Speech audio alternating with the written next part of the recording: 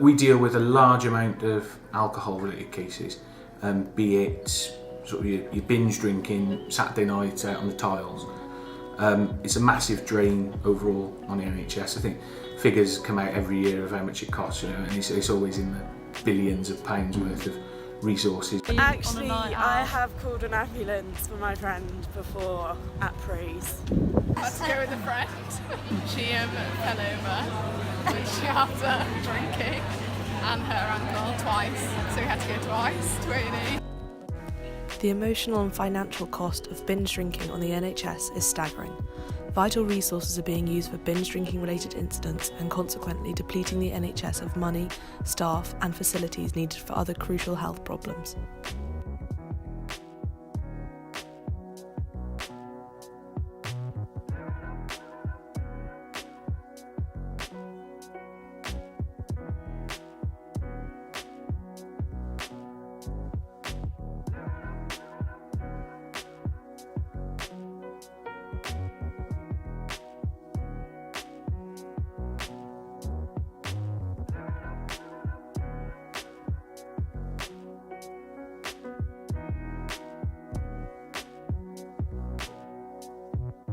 I think people underestimate the cost of running a hospital.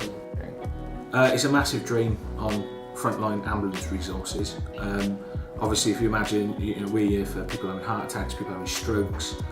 We can't be dealing with them if we're picking up someone who's just drunk, led in the street. Who's had a Saturday night out, overindulged. They're there led in vomit. Yes, they need help. But do they then need an ambulance? The only place we tend to be able to take them as ambulances is A&E. So then that blocks a bed in A&E because they're there, they've got to sober up. But it's definitely a large waste of resources. It definitely leads to increased waiting times because everybody knows that A&E on a Saturday night is busy because you've got your people who are drunk, your people who are there because they're drunk, your people who are there because they're drunk and then they've had a fight, or they're drunk and they've fallen over and especially young ladies with heels like this, who fall over and break their ankles or whatever. But when you track it back, a lot of it is alcohol related. It's not an endless resource. There is only so much space, and if that space is occupied and it's not someone who can perhaps move out of that space because they're still not sober enough to be able to sit in a chair, they still need to be led out on that bed. You can't put someone else in there, and it blocks the system.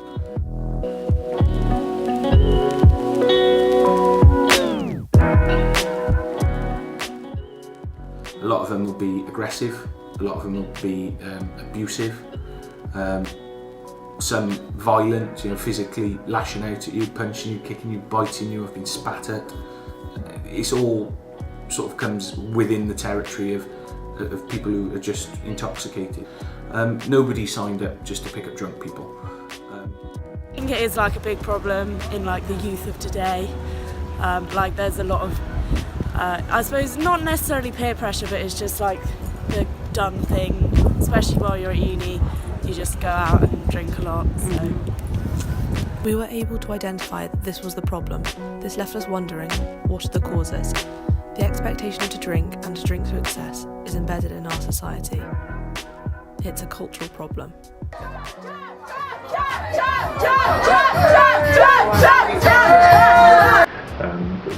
Drinking is a big one in this country. It's kind of the sort of go-to when you're a student. Everyone drinks generally, and sort of the culture sort of thrusted upon you at university. If you're looking at the binge drinking night out, I think that's a cultural sort of issue, and it's something that's been about for quite a few years now. When before people always binge drinking, now it's kind of it's a night out, and you see lots of pros who booze Brits abroad and all that. Where that's kind of just a cultural thing that's accepted, and such is life as it is. But it's not just a cultural problem. When asked about how much binge drinking related incidents cost the NHS, neither students nor professionals knew the answer. I guess it's different because a lot of people would think of binge drinking as adult alcoholics, so they'd obviously cost the NHS quite a lot, but I don't really know the effect of youth binge drinking. In terms of how much alcohol-related incidents, again non-alcohol dependent related incidents. Across the NHS, I'm not sure about the total figure.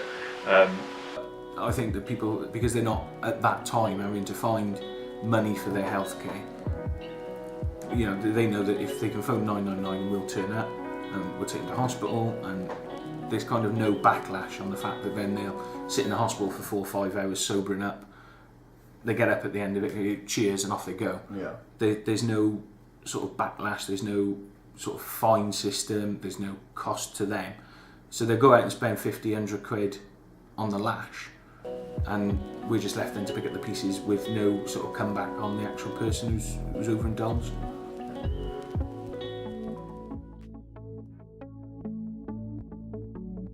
So what is already being done to tackle this issue?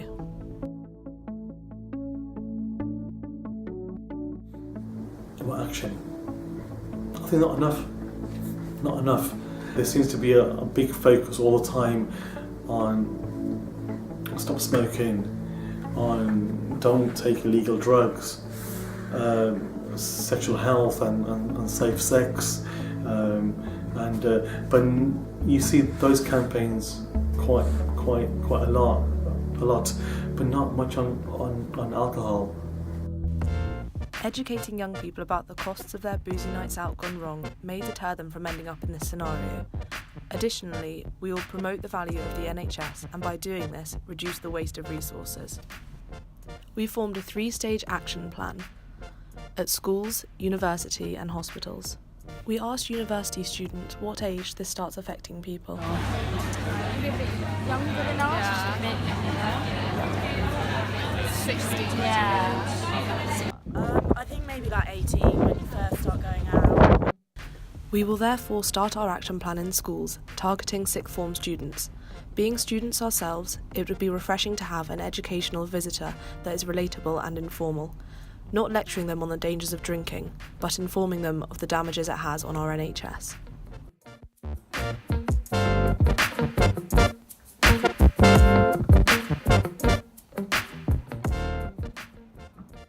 Yeah, so we go out every Saturday night from about midnight normally to about 3 a.m.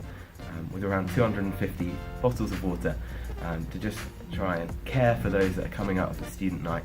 But yeah, we just try and be there for these people, try and care for them. This is not only a really good idea to care for drunk people, but also to educate them. We want to label water bottles with both facts and emotional messages to inform people of the cost whilst also leaving a lasting impression, distributing bottles on a night out. As shown with warnings on cigarette packets, these shock tactics are very effective. Perhaps there should be some kind of QR code where they said, yes, we like this message, bleep it, and it records it as actually I've seen it already, I like it. It's about getting in really early, I think, breaking that culture, showing people maybe some, I'm not saying horrific photos, but some photos of people who are in the gutter, you know, explaining to them that they make themselves more susceptible to being victims of crimes. Sexual assaults is you know, a great risk. The case of, like I say, breaking people's mindsets and stopping that culture of booze Britain.